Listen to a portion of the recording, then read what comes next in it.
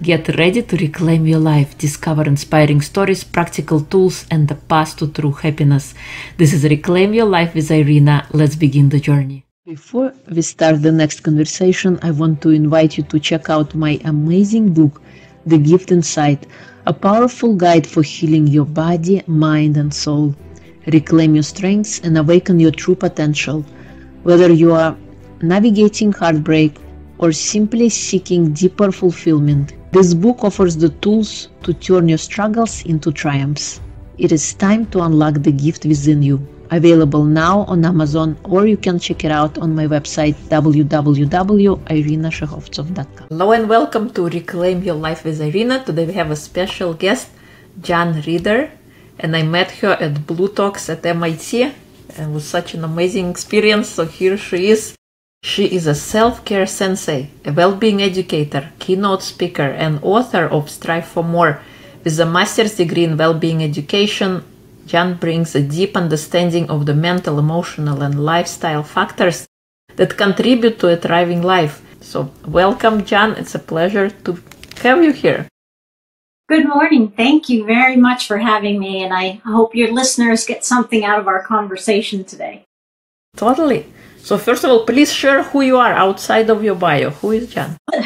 That's a really good question because I'm just a person that's out here doing the best I can, just like anybody else, and dealing with things that happen, crossroads that we come up against, and trying the best I can to live the best life that I can. I don't necessarily like saying being happy. I mean, not that I don't like to be happy, but it's fleeting. I think, like I mentioned when we had another conversation previously, that happiness can be fleeting. So I like to think about if my life is flourishing. Do I feel like it's a well-lived life? And so far, so good. But it's been work to do it. So.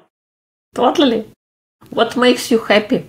Being outside. I love being outside in nature. I mean, luckily for me, I live basically in the woods on the side of a mountain, so I get to be outside a lot.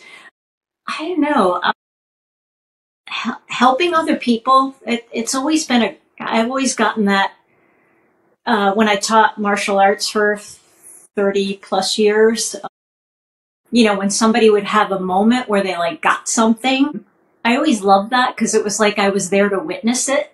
And I mean, I was a small part of it, but I was there to see somebody have that moment. And I unless you have experienced that, it's hard to explain, but you can kind of see it in the person. So I love that. And I don't know. Let's see. What else makes me my cat makes me happy, even though it can be annoying. My husband makes me happy, and my new granddaughter makes me happy. My daughter, my son-in-law. So yeah, I have a lot of things that lift me up. That's Meeting good. people like yourself, being able to speak at MIT. I mean, that was a monumental thing. So that was pretty awesome. And meeting all the people that I met there, that was just really great.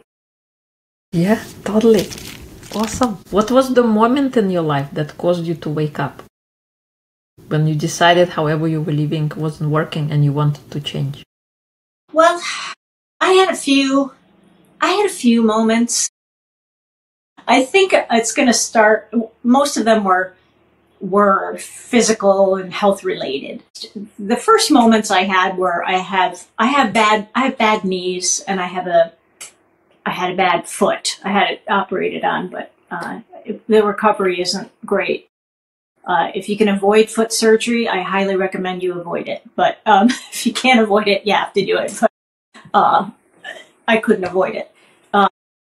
And that caused a lot of grief in my, because as I learned from my orthopedic, I was a professional athlete, which I never thought of myself as a professional athlete. Because, you think of... Even after 30 years of doing karate, you're not professional.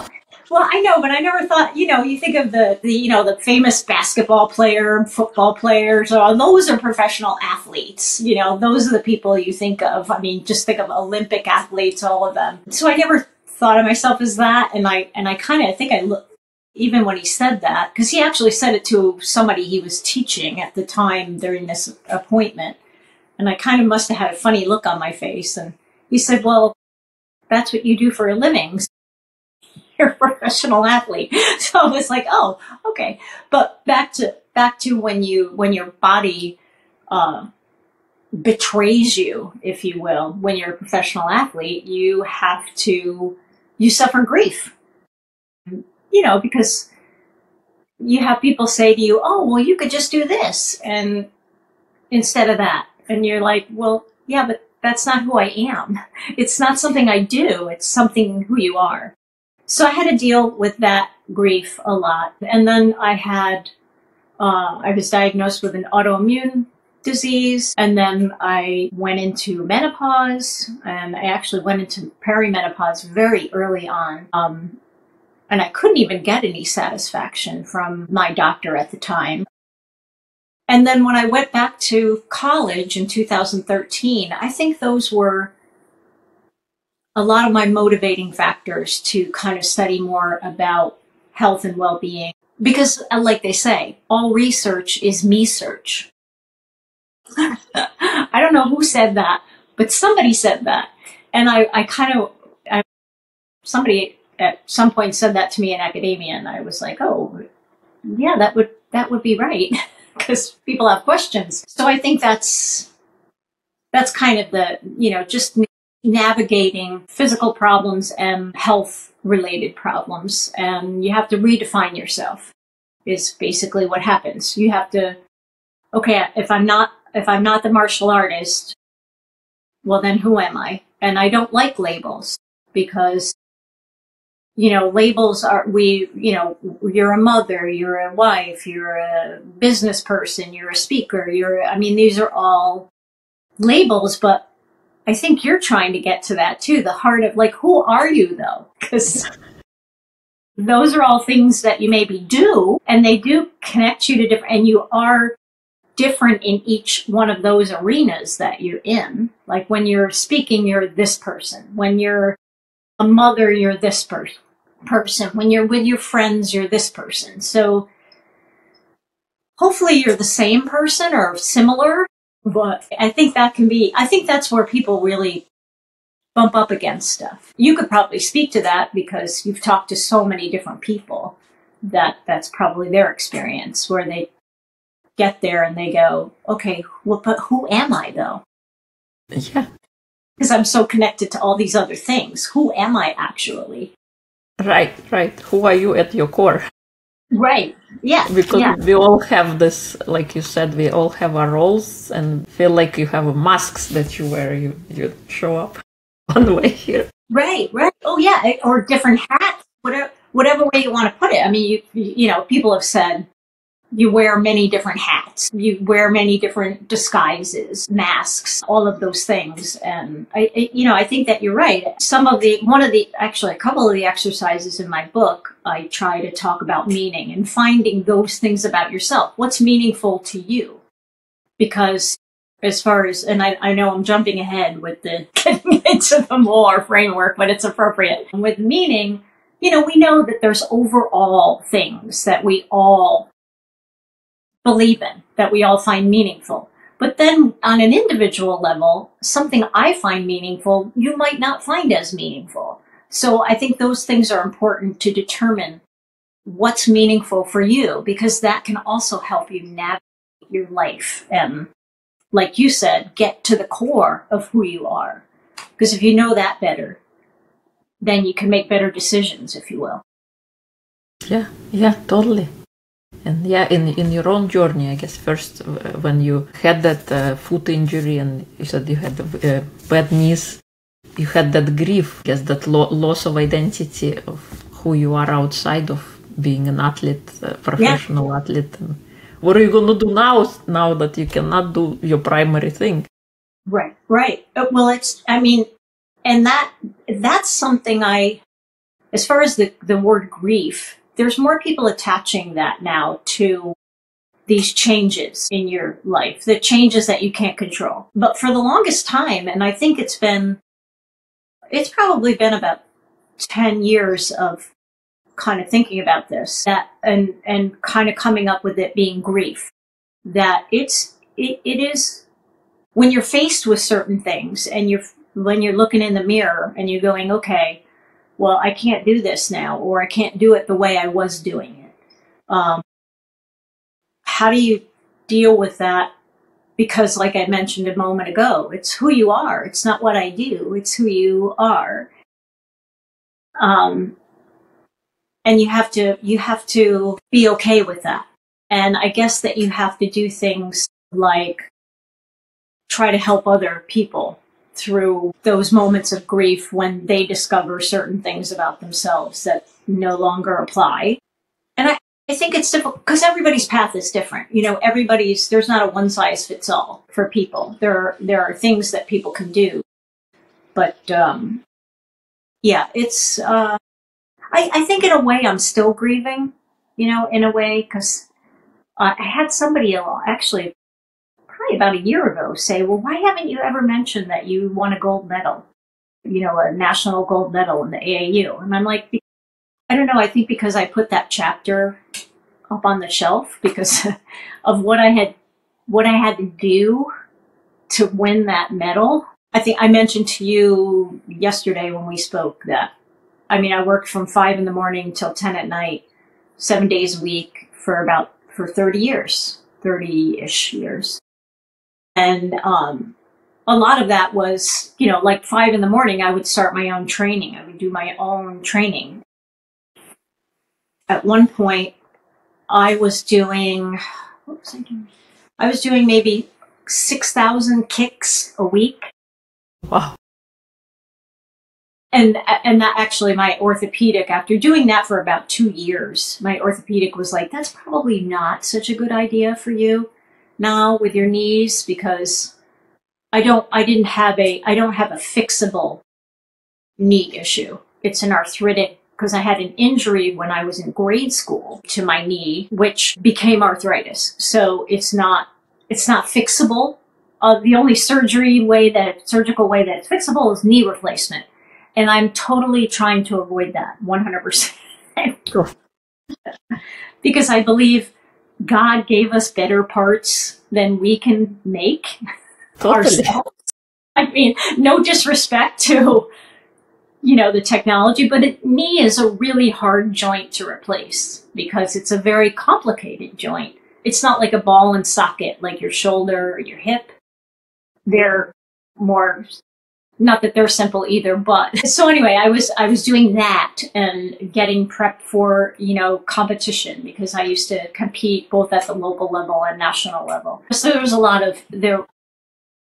I guess when you can't do those things, you have to figure out what else are you going to do? How are you defining yourself now? And so when somebody said that to me about the medal, I was like, I kind of hadn't thought about it really, because I had moved through these stages of grief, the anger, the denial, and trying to transcend. I'm in the transcending, which when people talk about grief, they talk about those 5 stages of grief, but they don't always talk about transcending the grief. So yeah. Part of transcending the grief, as I'm sure you know, is uplifting other people, doing something purposeful with what you had before. So I guess that's what I'm trying to do. Yes, totally. Thank you. What were the 3 biggest lessons you learned as a result of your wake-up call? Well, I think what I shared with you was about resilience. That was the first thing, about resilience. And that, a lot of people think about resilience as being tough and, able to handle things, which is true. There is a degree of that. You having some toughness, some thick skin, some being able to handle difficulties and so on. But it's also being able to be adaptable because there are sometimes things that come at us in life that you can't just push back against and be tough with. Sometimes you have to adapt and mold and sort of handle yourself maybe in a different way, because you can't always push back against certain things. I guess that's it. I think it depends on what you're experiencing in your life. Obviously, bad situations, I always recommend people to leave those bad situations. But sometimes you have to look at those bad situations and decide, what can I learn about me? And I said that in my talk at MIT. What is this challenge teaching me about myself? What can I learn from this? And some of those challenges can be other people in our lives that are difficult. So that would be one, about resilience, but resilience in a little different manner. That self-care is non-negotiable. You have to take care of yourself. And I think as women, and you can attest to this, we tend to put everybody else first, because of those roles that we talked about earlier. That like you're the mother, you're the wife, you're the business person, I don't know. I mean, in my case now, I'm the daughter of a mother who needs help now. So I became the mother to my mother now. So all of these things, we tend to put everybody else first. But like I said, when I was at MIT, when the glass is half full or half empty, if the glass is empty, which it's not, it's always completely full, like I shared the talk. Yeah. It's always completely full. Half liquid, half air, everybody that's listening. But if you deplete it and you are a pessimist, you can't pour out. You can't be helpful to other people. Because you have to help yourself first. You have to put your mask on first on the plane if there's Yes. And you can't give, you don't expect a lemon to produce orange juice. Lemon can only give lemon juice. So we can only, if we haven't charged the batteries, we can only show up as this angry, depleted version that's running on fumes. Right. And look, I'm the type of person that I like to talk about true self-care, which I have nothing against manicures and pedicures and bubble baths, and I don't drink, but people that like a glass of wine or with their friends or all of those things. I think those are wonderful things, and we should do those things if we feel like we're helped by them. But true self-care is really understanding, like you mentioned before, getting to the core of who you are. Because if you know who you are at the core, well, then you're able to negotiate and navigate your life better. Because if something is causing some kind of distress, you can understand why it's causing, or what is it that's causing me distress? Because most of those things go back to our childhood. Because the little girl and the little boy in us, we have to help them. We have to figure out, because when we're kids, we can't handle things emotionally the way adults do, and we wind up with whatever perceptions and stories we told ourselves about that incident when we were 8 may not be true. So you've been carrying this baggage of a story that may not actually be true. And then as you bump into other people in life, things come up and you go and you get angry or you get upset or something happens and you go, what am I feeling this way? And it could all be back to those incidents. So if you understand that more, when you move forward and somebody says or does something to you, you're able to handle it better, because you're able to go, okay, I'm not going to let that get me upset, because I understand why it got me upset before, and I've dealt with that, and I'm going to understand that maybe this person right now is having a big problem. I'll try to be as helpful as I can and be compassionate with that person. So I think that's when I say self-care, that's what I think of self-care as, completely understanding ourselves. And I've said it before to other people. The relationship we have with ourselves is the longest one you're ever going to have, because you're in it from birth till death. You're with you. All these other people can come and go. Some people stay longer. Like my dad always used to say to me, life is a train ride. And people get on and off the train. But you're the constant. You're on the train until it hits the station at the end. So, and if you don't like this, if you don't like this person, it's a pretty crappy train ride. So yeah. either enjoy it or not. And then the other thing is, when you feel better about yourself and can, understand yourself better, when you have relationships with other people, you tend to be more pleasant, and people want to be around pleasant people. They don't want to be around. At least that's my experience. And I think most people can say, gee, would you like to be around this person who's a complete jerk or this person who's nice? And you're like, I think I'll take the nice person, so I don't know. I don't think I'm alone with that. So I think that's the one thing the one main message that I have. And I think that's why we speak the same language, because you want to help people do that too. You want to help people understand at their core who they are so they can have a better time in their life on many levels. Yes, totally. Because I believe life is too short to go on living unhappy. And I'm not talking about rainbows and unicorns all the time, but like you said, life is a train ride, and you gotta be in love with the train, so you have a best possible experience. Yeah. Otherwise, what's the point? Because it takes the same amount of energy for us to be angry, mad, jealous, that it takes for us to be happy, joyous, magical. We get to decide.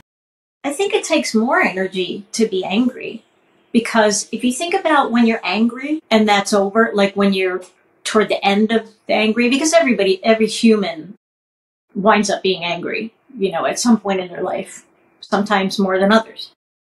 But most people don't like that feeling. And if I go back to, you had mentioned about the people that I've studied in the positive psychology world, Barbara Fredrickson is one of them, and she studied emotions, specifically positive emotions, for over 30 years.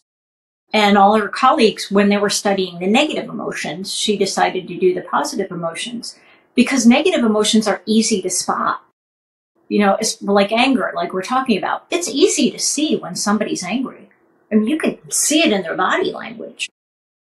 And when that's over, you don't feel good at the end of that. So I think it's more energy to be angry than it is to be content. And I think content is a good word, where you're sort of neutral, if you will.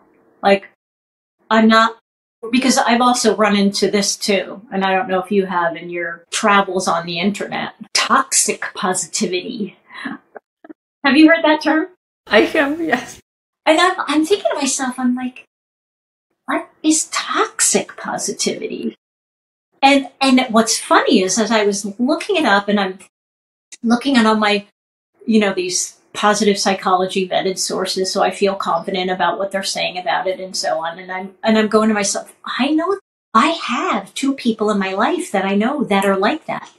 That even if things are horrible for them, they're like, hey, it's great, everything's wonderful. And you're like, I think you're lying right now, because I know what's going on with you. And how are you able to be like, yay, So I guess that would be toxic positivity. So I suppose it does exist. But I don't like to think about, I like to think about the positivity part, because there's 10 positive emotions. And they are hard to, and actually pride and awe and interest are some of them, which they're kind of sort of not as easy to spot, if you will. But I agree with you. I have, I'm 42% Finnish. I don't know if you know anything about Finnish people, but they pretty much are like this as far as emotions go. They're very, very, like they have no, like my mother is 89% Finnish, like, because we did those tests. We did the DNA tests, so that's why I can say the percentages. And she has, for the most part, no affect. So it's very calm. These are people that will go into a sauna. I'm sure everybody knows what that is. And it's pronounced sauna because it's a Finnish thing. But they go into that and then they jump into a cold lake with no response. So, and I've seen that. I've seen it because I have relatives that live in Upper Michigan that this is what these people do. And I've not gone into the cold lake, but I've seen them. And so I think for me, getting angry and upset and all this, visceral, I don't like that. It's too much work. But I don't know. I mean, what do you think about that? The people that you've talked to, what do you find them that there's a lot of angry people you talk to, or they've been angry, or? No. I was talking from the perspective of our emotions and how much we're feeling and how much energy it takes. It's actually same part of our brain lights up whenever we experience events in our life. And we have this amazing ability to choose. We cannot control what happens, but we can always control how we react to what happens. The reaction is what we have the control over. And difficult things will they can all happen. And it's all about what do we do with those things. Right. Well, you're absolutely spot on there, and that would be the O part of my MORE framework, the optimism. And actually, it's optimism and positive emotion sort of tied together, because optimism is a choice. It's a choice to be hopeful. It's a choice. It's a decision to focus on the positive instead of focusing on being negative. And actually, back to Barbara Fredrickson's work, positive emotions are extremely, not that negative emotions aren't important, because they are for safety and survival and so on. But positive emotions are very, very important too, almost more so than the negative emotions, because that brings us to collaboration. How do we deal with one another? So those are important too. And you're right, they're a choice, and we have to train ourselves to be positive. We aren't necessarily born that way. So we have to practice it all the time, because we're gonna always be pulled back to that negativity grabbing brain that we have, because it's at the base of our brains. So we have to take the prefrontal cortex, the front of our brain. We have to train that to be positive. Yes, it takes. For one no, it takes 7 yeses to override the negativity. And when we are in school, nobody ever points out all the things we did right. Even when the paper is graded, they mark all the red with the red ink to highlight how much bad you did. So the good is never recognized. It always is taken for granted, while the bad is highlighted, elevated. And even parents, they make a big deal. How come you didn't get that high score? What's wrong with you? But what about all the other great things you did? That never is recognized, and that's why we grow up with that kind of mentality. What's the worst that can happen? I messed up here. Am I going to mess up over here? And then all the great stuff gets washed away. It's not highlighted so much. So we take a lot of things for granted. True. And actually, I love that you said that, because one of my favorite exercises in my book, because I give 8 in my book, is the what went well exercise. And what's different about that, because it's based in gratitude. It's based in things that you're grateful for and things that went well for you. And what's different about that exercise versus just having a gratitude list, which, people have those things, they're successful with them, but it can get tedious for some people. I gotta think of 5 things I'm grateful for again today, so they... Well, we brush our teeth every day again. Yeah, exactly. It can cause, Sonia Lubomirsky, in her work, that's what she found, that people found that was tedious. Same thing with acts of kindness. Trying to do an act of kindness every day, some people look at that as being tedious. And her suggestion was to do 4 or 5 in one day. That's it. And then you're good for the week, if you will. So, but the what went well exercise, what's different about it, and actually today happens to be what went well Wednesday, because on all my social media platforms, that's the thing I do on Wednesday, is I try to get people to think about 1 or 2 things.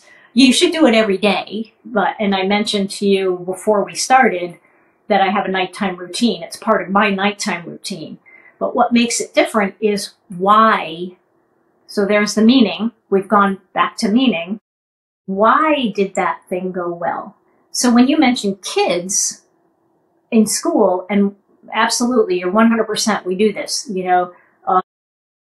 they got their paper back and X, Y, and Z was wrong. They didn't get called on in class. They felt like they don't know what the teacher's talking about, all these negative things. So we're not training them to look for the positive. We're not training them to think positively. So when you do a well exercise every day as a family and with your kids, does two things. One, it teaches them how to look for the positive. And the why. The why part is so important because it's extra training that brain. Oh, but why was it? So it's giving your brain a little bit more time to be on that positive experience. And it can be small. It doesn't have to be big. It can be really small. But the why is the important part. So your kids learn that. And two, you get connected with them in a good way so that you, as they grow and you want to have maybe more intense conversations when they're in preteen, teen, you already have this connection now, this deeper connection with them. And you can kind of see what's going on, because if you set up that want what well exercise with them and you do it regularly as they're growing up, then when they become teenagers, you kind of have it there to see what's happening in their lives, because if you have kids, most kids like to say to their parents what they think their parents want to hear. And so they're not always, and it's not that they're not truthful with you, but they're trying to please you too. You're their parents, and they want things from you. They want to do things, so they want to present themselves in the best possible light. So they want to say what they think you want to hear. But if you've started this exercise with them, you have that connection. As they get older, you have that connection with them. Plus, it's great. It's a great opportunity for them to learn to think positively. I also recommend that exercise to people who are in management. Like, you have a team that maybe you've had a meeting. Well, take time, a few minutes at the end of the meeting, to, if you have enough time and the team is small enough, everybody could participate. But at least have one or two people say something about the project that went well. And why did it go well? Because we're always going to have to figure out the negative, like what went wrong, because if you're in a project in a workplace, you've got to fix the wrong. But let's also go, well, what went well about it? Because we also need a boost to keep us moving forward to fix what's wrong. So, and then people start to feel heard too when they're in these team situations. They start to feel like, oh, okay, they care about what I have to say. They care about my participation. And how important is that when you're a leader of a team? You want people to feel like they're part of the team. And that's one of the ways they feel they're part of the team. So it's a great exercise for that too. And it's so simple.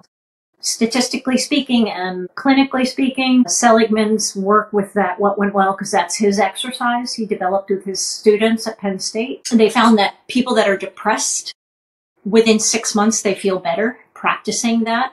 Seligman is a self-professed pessimist, and he uses that exercise all the time. Now, he writes it down. I'm not a journaler. I have tons of really pretty journals that I've never written a word in. I've been well-intentioned. I don't know if you've ever done that, where you're like in a store and you see this journal and you're like, oh, that's so pretty. I'm going to use that. God, maybe that'll make me use it. And I just never do. I'm just not a journaler. Some people love it. I mean, some people they have journal upon journal upon journal. If you do that, if you love writing it down, then write it down every day so that you can look back. And technically, I should write it down because it is a way to document what you've been doing. It is a way to see your trajectory. I get all of that. But I do it every night before I go to bed. And that sets me up for a good night's sleep because I kind of look back on my day.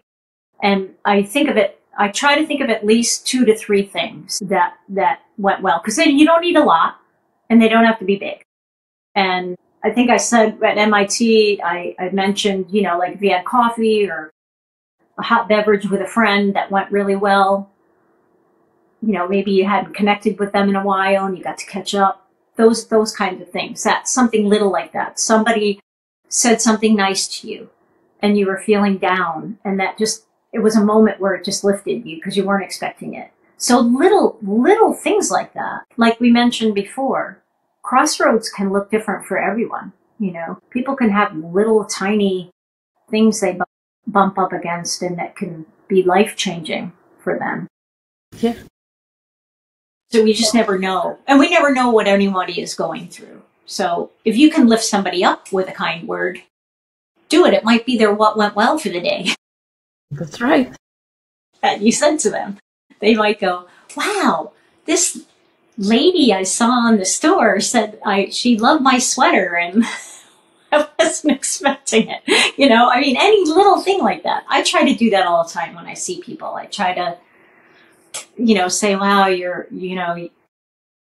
I love your shoes, or, you know, something innocuous but meaningful. And, you know, because I don't think we do that enough now. I don't think we do that enough at all. I don't know. What are your thoughts on that?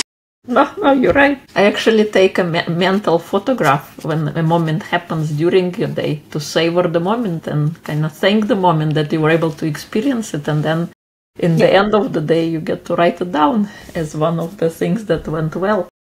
Yeah. Actually, I love it. Sometimes, like yesterday, I lay on the ground and I looked at the sky and I looked how clouds were passing by and changing colors, and it was incredible. So I took a mental photograph.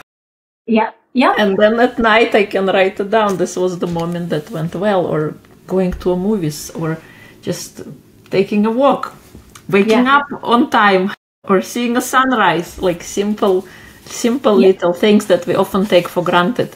We know we have that expectation that the sun is gonna rise tomorrow, but throughout our day, those little tiny single moments, because our life is actually a string of memories put together. That's what our life is, and if you get to experience that. And to your journaling, I think it's a great kind of tracking of yourself, your history. You know, you go to school and you complete certain things, but your lived experiences, things that were relevant to you at one point, and then looking back 5 years later, what happened? What were you thinking? What were your life like then and what it is now? I created a journal to kind of track, and I write every year to kind of look at my whole life. How many books have I written? Or what great experiences I had? What major milestones were crossed? And to see where I am, like, in life. And it's cool to kind of go back and see, oh, I was doing here and I was doing this. And And challenges as well. So your accomplishments and then your grievances or your challenges and how you overcome them gives you a great kind of history of your own life, I guess. Yeah, no, it does. It definitely does. And actually, you're going to love one of the exercises in my book, which is to create a positivity portfolio. And you can create that in a lot of different ways. I have one on I have several albums on my phone, where I have pictures, and I have the positive emotions, which I list those in the book, the 10 positive emotions. And I have positive emotions, and then I have images that are connected to those emotions for me. And you can then engage with them regularly. Like if you're feeling down, and I love that you said savor in there, because that's also part of Lubomirski's work, is about savoring things, having these memories available to you in the best convoluted way possible, because our memory, unfortunately, can be very faulty. Like I mentioned earlier, you know, back to that 8-year-old or 7-year-old experience, maybe you told yourself the wrong story about it because your memory wasn't correct about it.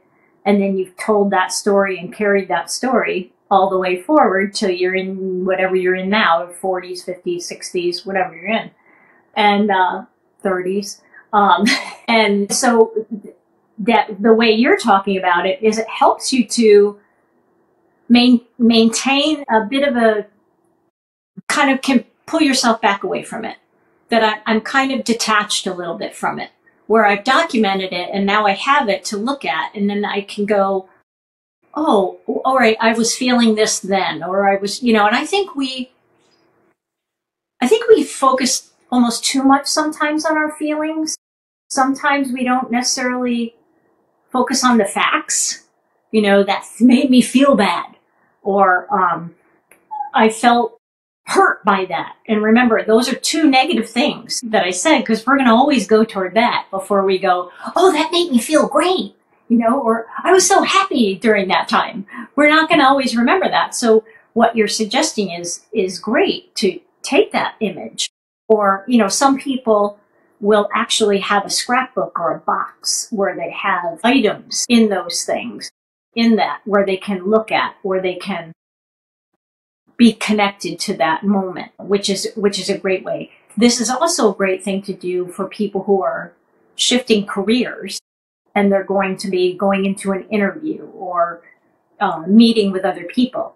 If you focus on things that you're proud of in your personal careers, and you really focus on those things before you have these potentially monumental meetings, it can be a great boost, because when you go in there, you're ready with that confidence of, no, I'm the person that you need in this job, So, and you won't be arrogant, because your nerves will cut some of that potential arrogance that you would get from boosting yourself up.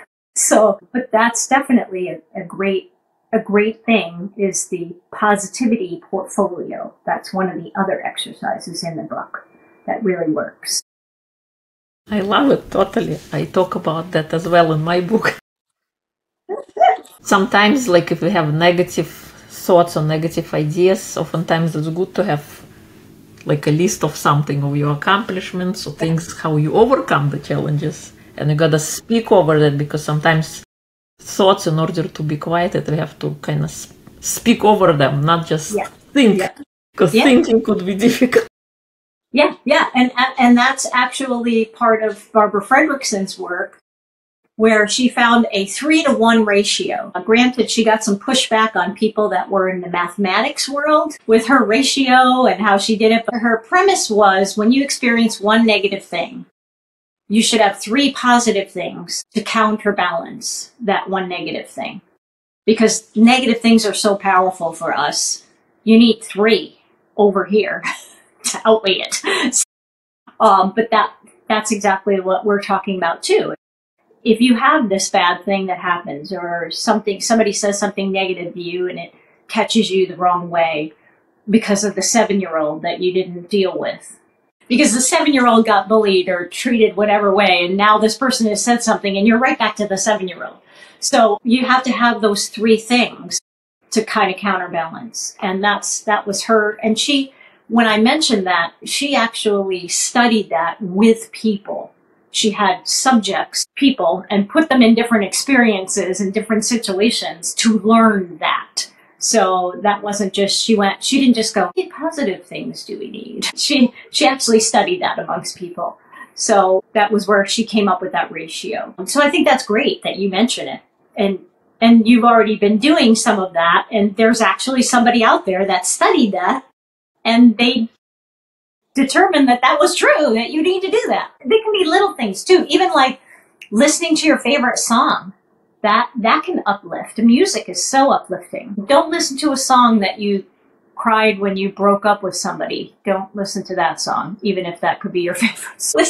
Listen to the one that makes you want to get up and dance and move and have all of these great feelings, because that's another great way. I love that you mentioned you laid down and looked up at the sky. Nature is such a wonderful way to boost our spirits. I mean, just even if you can't get outside, just looking outside. Like right now, I mean, I can look out my window, which is over there, and I have trees and I can see the clouds in the sky, and we have birds here. And it's just, I never take it for granted, because it's so powerful. I mean, it's so powerful, and it's all there around us. And I think we miss it sometimes. One of my favorite things that I used to do when I worked at the karate school is that I had to run a lot of errands during the day when there weren't classes. So I was going to get things and do things related to the school. And I would be like in a parking lot after it had just rained. And I would see, like the first time I saw it, I saw a little bird taking a bird bath in a puddle in the parking lot. And I'm watching this bird. I'm sitting in the car for a few minutes, watching this bird take a bird bath, and no one else noticed the bird. I mean, they're just going in, getting out, you know, rushing, getting whatever they're getting into their car. And I'm thinking to myself, you guys, you're missing this beautiful little bird having this moment here while you're caught up in whatever is, I know, dragging you down at some point. And there's this little bird right here. And it's just, it always shocks me. Or seeing a butterfly somewhere where it's not supposed to be, you know, or a dragonfly or something just little. And you just stop for a moment and go, how beautiful is that? It's just, you don't miss those moments. They're so important. They're so soul edifying. I mean, I don't know. I mean, you looked at the sky yesterday. You had to feel some of that. Yes, I'm fascinated by the sky. I love watching sunrises. I love how the sky changes color little by little as it changes from crimson to pink to light. And then finally you're there. You feel like you didn't miss anything because you were present when the day was born. So everything from that moment on is already awesome because you got to witness, because every day is a present. We are not promised, we are not guaranteed tomorrow. Yeah, when you are there, you can appreciate the fact that you were awake and ready. And yeah, those little tiny things, because life is so fleeting and we're always caught in this rush, constantly rushing to our next destination, ticking boxes off, like these machines who are on this path of just doing, and we forget to just be and experience everything around us, like nature. Nature is so calming. It has so many health benefits that are unintended.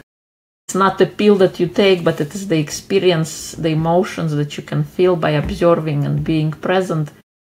Nature never hurries, yet it's always on time. Seasons come in due time, and those amazing things like a bird bath, or I don't know, recently we started having rabbits in our backyard. We never had them for 15 years, and now they're all around. So noticing those little tiny things is incredible. Yeah, definitely being present is so important. And I apologize, I keep bringing things back to science, but it's kind of who I am. And the reason I bring things back to science, only because I want to feel some of the stuff that I do, I like it to be grounded in research, in solid research that's been replicated over and over, so that I know that if I invest my time in something, that I'm not investing my time in something that isn't, quote, proven, if you will. But yet I have another foot in the Eastern philosophy camp because I was in martial arts and yoga and meditation and all that for many, many years, and I still do meditate today. So I do have my feet in both camps. But what's great about the thinking about being present in the moment is, if you think about the Eastern philosophy of it, the past doesn't actually exist. It exists in our memories. And if our memories are faulty, oops. So, like I said, we're attached to a story when I was 7 that maybe isn't correct, and I've carried it, and it's shaped who I am and how I've been, and yet it wasn't correct. But it technically doesn't exist anymore. Same thing when you think about the future. The future, I mean, and usually the past is connected to depression. When people are depressed, it's because of regret and all these things that happened in our past. Anxiety is connected to the future because we don't know what's going to happen. But that's the thing about the future. It doesn't exist either. It just exists in a way we can imagine from the past, what our memories, our experiences are and everything. And we're going to imagine that it could be this way in the future, but we don't know. So that's where some people have trouble with, they're anxious about the future because they don't know what it holds. They're depressed about their past because they feel regret, or I should have done this, I should have done that. So being present is the only thing that we actually have, the very moment we're in. And you're right. If you let it slip and you don't appreciate it, it's not going to be here again. You know, not that you should have some anxiety about that, but you should be present as much as you can, you know, in that moment, in those moments in our lives. That's why it saddens me when I see people like always on their phones, videotaping and, you know, whatever. Just be present right there. Don't put your phone down. Watch your kid play soccer or whatever it is you're taking them to. Instead of distracting yourself with this, watch them do that. You know, because my daughter now is in her 30s, her early 30s.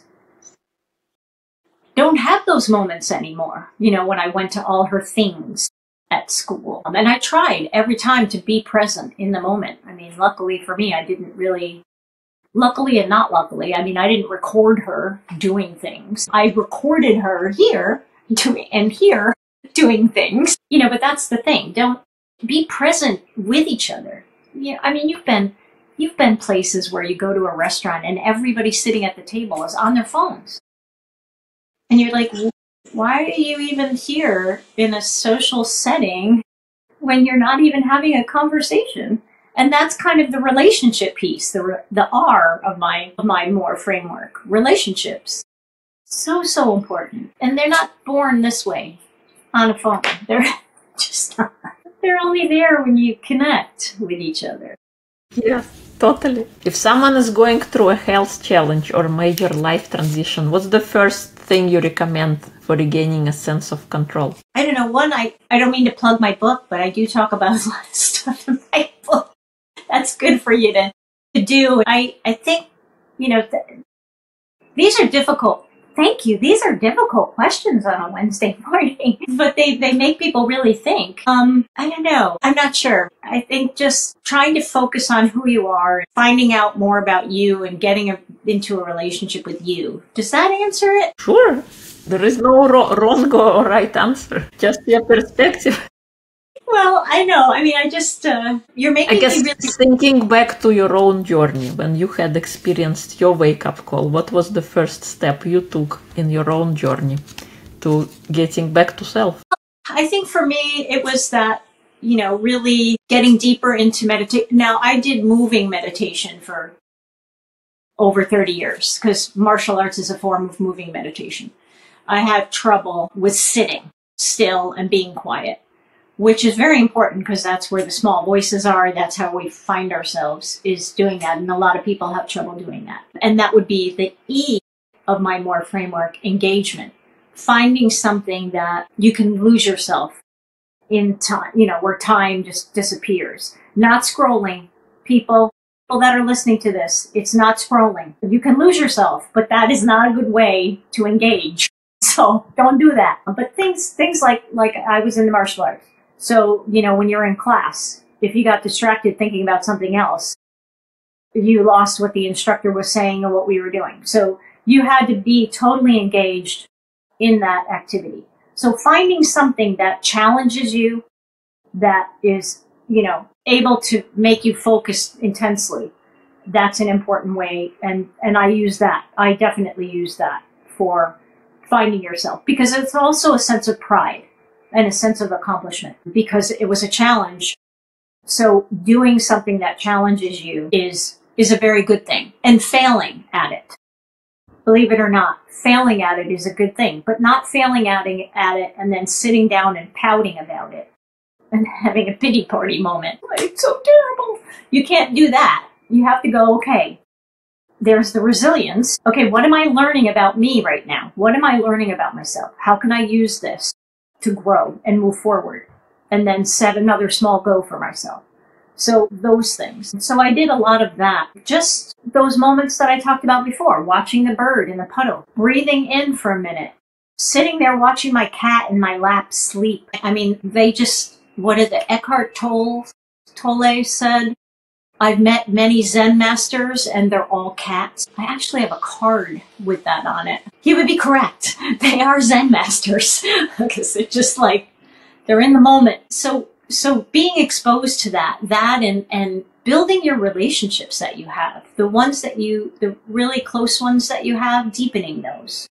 I think that would be one of the other things that I try to do is that. And part of deepening that is, like I said before, people that you are in relationships with are going to challenge you. And instead of being upset with them and going, oh, they're bad or they do this, when their behavior is something you don't know how to deal with or agree with or whatever, what can I learn about me through that? How can this become my sandpaper?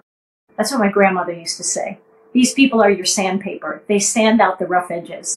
So they're good to have in your lives. People that are irritating can be good to have in your lives because they smooth out your rough edges if you look at it the right way. So I think that would be another thing that I would say. Totally. I love it. Thank you. What's next for self-care? More speaking. I want to do more speaking because I spoke for a living when I taught martial arts classes because, at the end of the class, I used to call it the shrine side chat because we had a shrine in the front of our dojo that was honoring ancestral training and so on. And I loved that because there would be times where I would say things and at the end, everyone would leave and as they were leaving, they go, wow, that was a great class, this, that, whatever, you said this and that. And that was so meaningful to me. And I still have people today that will say things like that to me. And I stop and I go, my gosh, where'd that come from? It didn't come from me, from somewhere divine. So I love that being there in the moment with people and that energy. So I think that's where I want it to go. I want to actually do things in front of people because that's what I loved about MIT. I was there in a room with people and that was missing during the pandemic.